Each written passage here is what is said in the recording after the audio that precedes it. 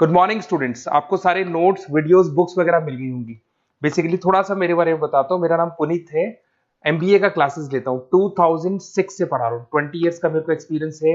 Viju, Poornima, JECRC, Arya, ILM, IRM, IPS business school सब में मैं जा रहा हूँ और एज अ गेस्ट फैकल्टी पढ़ा रहा हूँ। और इवनिंग में मेरा क्लासेस चलता है, ऑनलाइन ऑफलाइन रिकॉर्डेड, तीनों मोड पे क्लासेस चलता है।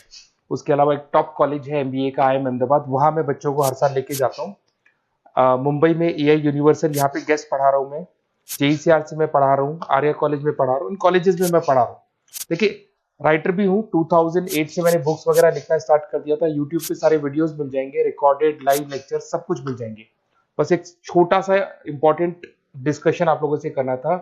एमबीए आप कहीं से भी करें, थोड़ा सा मेरे से आप डिस्कस करके अगर आप एमबीए ज्वाइन करते हैं तो आप थोड़ा सेफर मोड में रहेंगे। उसका रीजन बताता हूँ क्यों। क्योंकि मेरे को जो एक्सपीरियंस है ना 20 इयर्स का, एमबीए में प्लेसमेंट होगा कि नहीं होगा, कॉलेजेस कैसे पढ़ाते हैं, क्या उनका प्लेसमेंट स्ट्रक्चर है, क्या इंटरनल एक्सटर्नल इन्फॉर्मेशन है, मेन चीज अंदर क्या चल रहा है उनके। क्योंकि मैं तो रेगुलर कॉलेजेस में जा रहा हूँ तो मेरे को पता है कौन से कॉलेज में क्या चल रहा है। तो आप मेरे से थोड़ा सा एडवाइस लेके अगर आप एडमिशन लेते हैं तो थोड़ा सा सेफर जोन में रहेंगे। बाकी आपके डिस्टेंस के ऑनलाइन के एडमिशन, मणिपाल हो गया, एमएटी हो गया, ज्ञान विहार हो गया, तो यहाँ भी आपको अवेलेबल हो जाएंगे। तो आप अगर एडमिशन लेते हैं तो प्लीज मेरे से कंसल्ट करना। हो सकता है कि मैं आपको एक बेस्ट कॉलेज बता पाऊं और एक सेफर जोन में लेके जा पाऊं। क्योंकि एडमिशन लेने के बाद बच्चों को लगता है कि यार गलत जगह चले गए। Okay, best of luck. मेरा नंबर आपके पास है। साथ के साथ अगर आपको कोई और क्वेरी चाहिए तो मेरे को व्हाट्सअप करें या कॉल कर सकते हैं। Okay, best of luck.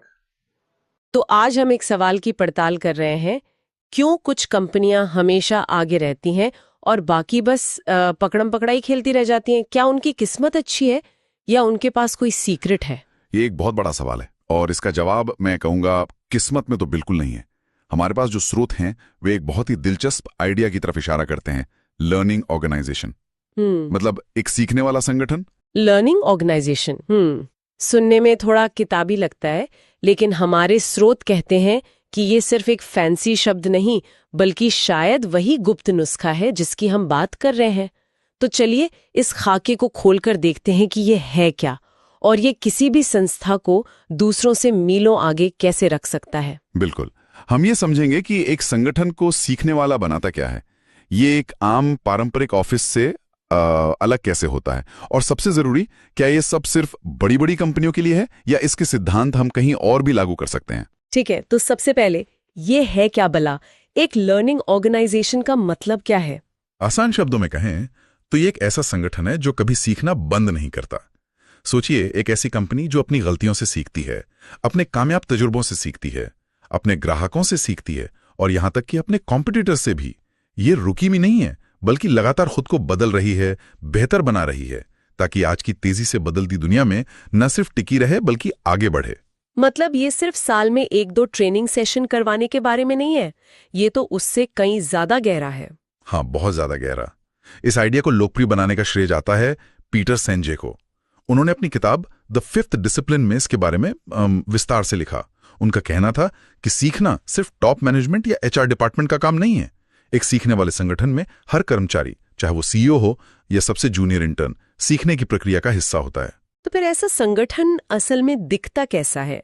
मतलब अगर मैं किसी ऐसी कंपनी में जाऊं तो मुझे क्या अलग महसूस होगा? स्रोत इसकी कुछ खासियतों के बारे में बताते हैं। पहली है निरंतर सीखना। हाँ, और इसका सबसे अच्छा उदाहरण शायद टोयोटा की काइजेन फिलॉसफी है। काइजेन का मतलब ही है लगातार सुधार। वहां हर कर्मचारी को यह अधिकार और प्रोत्साहन दिया जाता है कि वो अपने काम करने के तरीके में छोटे से छोटा सुझाव भी सुझाए। सीखना वहां काम का एक हिस्सा है, काम से अलग कुछ नहीं। माहौल ही ऐसा होता है जहां सवाल पूछने और जिज्ञासा को सराहा जाता है। ठीक है, ये समझ आया। दूसरी खासियत बताई गई है ज्ञान साझा करना। मतलब जो एक व्यक्ति या एक टीम सीखती है वो पूरे संगठन तक पहुंचे। सही कहा, और यहीं पर असली चुनौती आती है। चुनौती? मुझे तो लगा था ये सीधा साधा होगा। नहीं, सोचिए, ऑफिस पॉलिटिक्स में अक्सर लोग अपनी जानकारी को ताकत की तरह इस्तेमाल करते हैं। अगर एक सेल्स टीम को कोई बहुत अच्छी ट्रिक पता चली है तो वो उसे दूसरी टीम से क्यों शेयर करेगी? कहीं उनका अपना महत्व कम ना हो जाए। हाँ, ये तो होता है। तो फिर एक लर्निंग ऑर्गेनाइजेशन इस मुश्किल को कैसे हल करता है? वो एक भरोसे का माहौल बनाकर। पिक्सार की फिल्मों के बारे में तो सब जानते हैं। बिल्कुल। उनके यहाँ एक ब्रेन ट्रस्ट मीटिंग होती है जहां डायरेक्टर अपनी अधूरी फिल्म कंपनी के सबसे क्रिएटिव लोगों को दिखाते हैं। वहां उस फिल्म की धज्जियां उड़ाई जाती हैं, लेकिन पूरी ईमानदारी और सम्मान के साथ।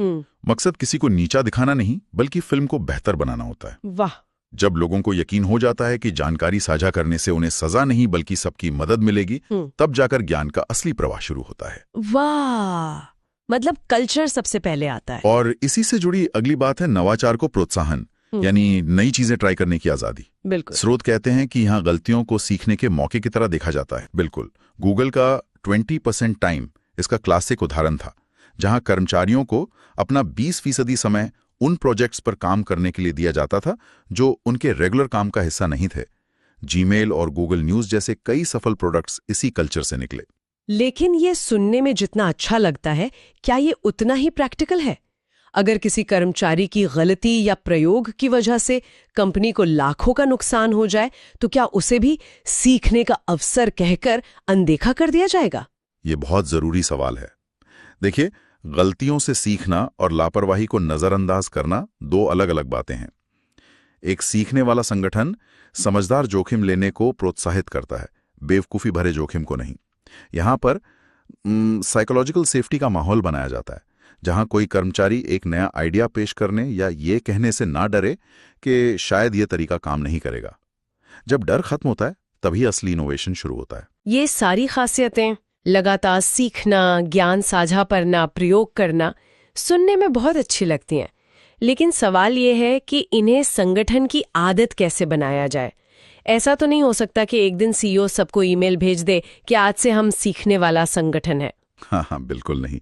और इसीलिए स्रोत हमें पीटर सिंजे के दिए हुए ढांचे पर ले जाते हैं। उन्होंने इसी के लिए एक फ्रेमवर्क तैयार किया जिसे वे 5 अनुशासन या 5 डिसिप्लिन्स कहते हैं। ये वो स्तंभ हैं जिन पर एक सीखने वाला संगठन खड़ा होता है। ओके, तो पहला अनुशासन है व्यक्तिगत निपुणता। इसका सीधा सा मतलब है कि संगठन में हर व्यक्ति खुद को बेहतर बनाने के लिए कमिटेड है। ये सिर्फ काम से जुड़े स्किल सीखने के बारे में नहीं है, बल्कि अपनी ताकत और कमजोरियों को समझने और एक इंसान के तौर पर भी विकसित होने के बारे में है। जब लोग व्यक्तिगत रूप से विकसित होते हैं, तो संगठन अपने आप ऊपर उठता है। दूसरा है मानसिक मॉडल। ये थोड़ा गहरा लग रहा है। ये गहरा है भी और शायद सबसे मुश्किल भी। मानसिक मॉडल हमारी वो गहरी मान्यताएं और धारणाएं हैं जिनके चश्मे से हम दुनिया को देखते हैं। ये इतने गहरे होते हैं कि हमें पता भी नहीं चलता कि ये हमारे फैसलों को कैसे प्रभावित कर रहे हैं। एक मिनट, मानसिक मॉडल मतलब हमारी अपनी सोच पर सवाल उठाना। ये तो बहुत मुश्किल होगा। हम तो अपनी धारणाओं को ही सच मानते हैं। क्या स्रोत बताते हैं कि कोई संगठन अपने लोगों को ऐसा करने के लिए कैसे तैयार कर सकता है? हाँ, और ये बहुत धीरे धीरे होता है। इसका एक क्लासिक उदाहरण है, अगर आप ऑफिस में नहीं दिख रहे तो आप काम नहीं कर रहे हैं। ये एक पुराना मानसिक मॉडल है। कोविड के बाद की दुनिया ने इस धारणा को जोरदार चुनौती दी।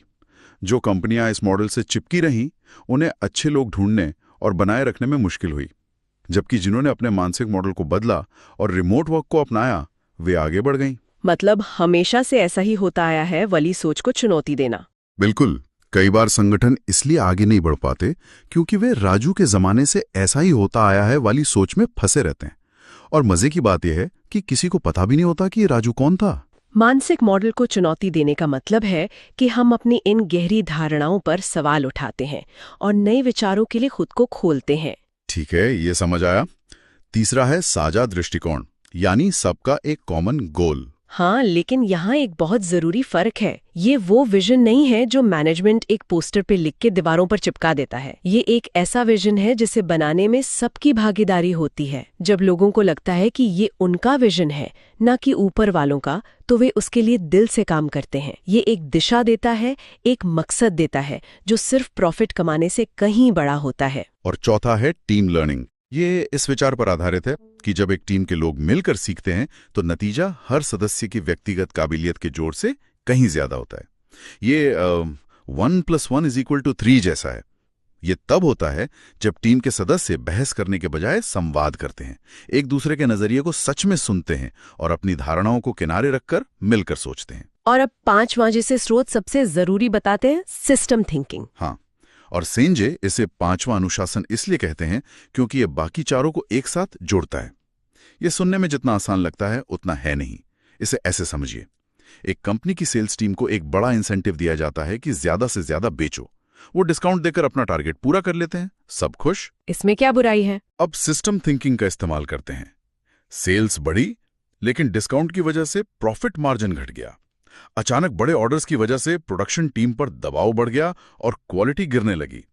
कस्टमर सर्विस डिपार्टमेंट शिकायतों से भर गया क्योंकि डिलीवरीज लेट हो रही हैं और प्रोडक्ट में दिक्कतें आ रही हैं। अंत में जो ग्राहक बड़ी मुश्किल से मिला था, वो नाराज होकर चला गया। समझ गई। मतलब सिर्फ सेल्स के आंकड़ों को देखकर खुश नहीं होना, बल्कि उस फैसले के पूरे चेन रिएक्शन को समझना। एग्जैक्टली। सिस्टम थिंकिंग का मतलब है इस पूरी बड़ी तस्वीर को देखना, ये समझना कि संगठन एक मशीन की तरह है जिसके सारे पुर्जे एक दूसरे से जुड़े हैं। किसी एक पुर्जे में किया गया बदलाव बाकी पुर्जों पर क्या असर डालेगा, यही सोचना सिस्टम थिंकिंग है। तो ये जो 5वां अनुशासन है, सिस्टम थिंकिंग, ये एक तरह से वो धागा है जो बाकी 4 मोतियों यानी व्यक्तिगत सुधार, मानसिक मॉडल, साझा लक्ष्य और टीम लर्निंग को एक माला में पिरोता है। बिना इसके बाकी सब अलग अलग कोशिशें बनकर रह जाएंगी। आपने बिल्कुल सही समझा, यही इसका सार है। तो ये सब सुनने के बाद एक पारंपरिक संगठन और एक सीखने वाले संगठन के बीच का फर्क अब शीशे की तरह साफ हो रहा है। स्रोत में जो तुलना दी गई है वो अब ज्यादा मतलब की लग रही है। जैसे पारंपरिक संगठन का फोकस कंट्रोल पर होता है, जबकि सीखने वाले संगठन का फोकस सीखने पर। और ये एक बहुत बड़ा वैचारिक बदलाव है। कंट्रोल का मतलब है नियमों और प्रक्रियाओं से सब कुछ चलाना, काम ऐसे ही होगा और कोई सवाल नहीं पूछेगा। सीखने का मतलब है लोगों को आजादी देना कि वे प्रयोग करें, सवाल पूछें और खुद बेहतर समाधान खोजें। बदलाव को लेकर भी नजरिया एकदम उल्टा है। पारंपरिक संगठन में बदलाव धीमा और दर्दनाक होता है, क्योंकि वहां हर कोई अपनी पुरानी आदतों से चिपका रहना चाहता है। बिल्कुल। वही सीखने वाले संगठन में बदलाव तेज और लचीला होता है, क्योंकि वे लगातार सीख रहे हैं और माहौल के हिसाब से खुद को ढाल रहे हैं। उनके लिए बदलाव कोई संकट नहीं, बल्कि एक स्वाभाविक प्रक्रिया है। वो बदलाव का इंतजार नहीं करते, वो खुद बदलाव लाते हैं। पर एक संगठन में कर्मचारी एक काम करने वाला है, उसे एक काम दिया जाता है और उम्मीद की जाती है कि वो उसे चुपचाप कुशलता से पूरा करे। जबकि सीखने वाले संगठन में वह एक ज्ञान का योगदान करता है।